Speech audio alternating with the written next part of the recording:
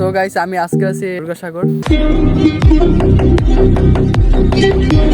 প্রথমেই প্রবেশ পথ থেকে ঢুকেই টিকিট কেটে নিলাম বরাবরের মতন। সো আজকের ওয়েদারটা একদমই নিরিবিলি, কেমন যেন থমথমে মেঘাচ্ছন্ন। রোদ্র তাপ ছিল না, কিন্তু ভালোই লাগতেছিল আবহাওয়া, কিন্তু ভিডিও কোয়ালিটি খারাপ আসছে। বেশি কথা না বলে দুর্গাসাগর ইতিহাস সম্পর্কে ধারণা নেই। দুর্গাসাগর বরিশাল শহর থেকে মাত্র 12 কিলোমিটার দূরে স্বরূপকাঠি বরিশাল সড়কে মাধবপায়সায় অবস্থিত।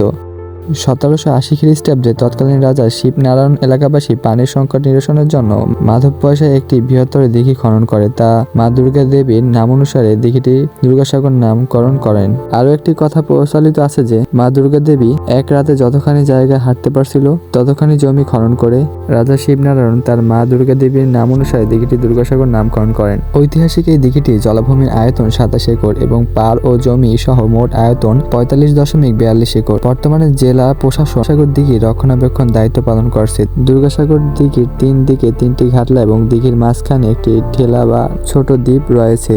স্থানীয়দের কাছে দুর্গাসাগর মাধবপয়সা দিঘি নামে ব্যাপক পরিচিত। চারপাশে নারিকেল, সুপারি, শিশু, মেহগনি বৃক্ষ দিয়ে ঘেরা। উত্তর পাশে একটি বড় বাঁধানো ঘাট আছে। বছরের যে কোনো সময় দুর্গাসাগর দিঘি দেখতে যাওয়া যায়, তবে শীতকালে দুর্গাসাগরের বুকে ঝাঁকে ঝাঁকে অতিথি পাখির আগমন ঘটে। সারাইল, বালিহাঁস সহ প্রায় 6 প্রজাতির হাজার হাজার পাখি কলরবে চারপাশে মুখরিত থাকে। প্রায় 250 বছর পুরানো ঐতিহ্যবাহী দুর্গাসাগর দিকে সৌন্দর্য দেখতে অসংখ্য লোকের আগমন ঘটে।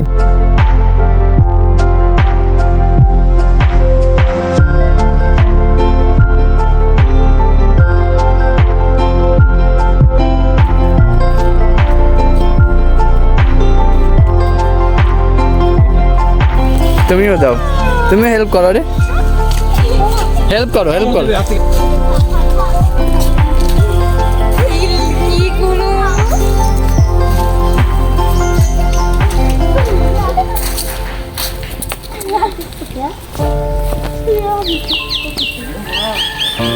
বেশি করে দিও না, তো হাতে কামড় দেবে বাবা রে।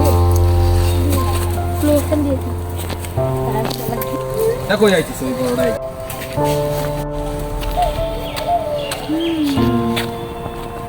ওই পাখিরে দেখো, ওই পাখিটার চোখটা দেখলে ডর করে। পাখিটা এই দুইটা খালি হ্যান্ডে ওরে দেখেন দে আয় আয় ভিডিও মেরে দিলাম। আয় আয় আয় আয় আয় আয় আয় আয় বন্ধু আয় আয় আয় আয়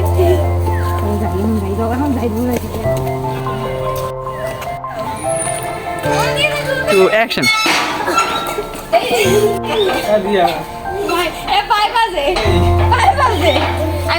আমি পারবো, যাও তোমরা করো। রেডি? হ্যাঁ, একটা করো, একটা ওভারকাম করো। ধরো তুমি দাও, আগেই দাও।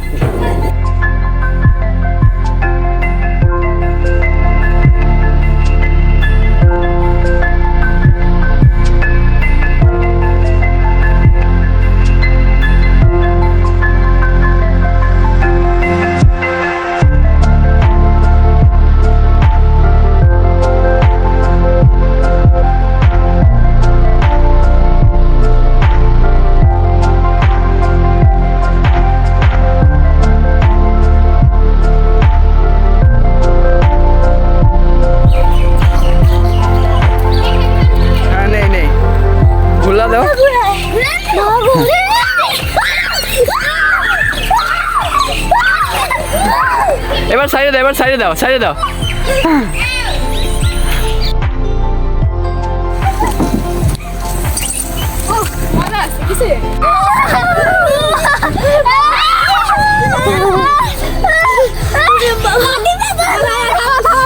মাথা ঘুরে।